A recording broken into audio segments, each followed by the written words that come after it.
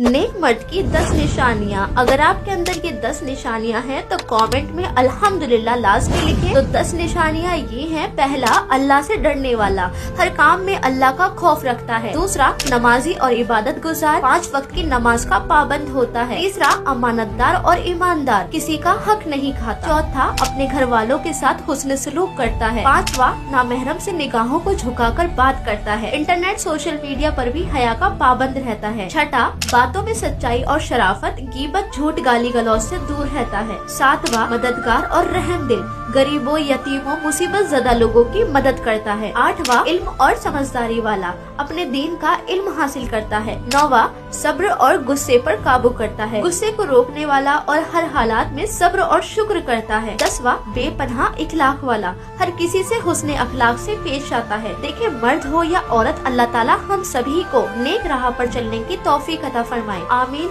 सुम्मा आमीन।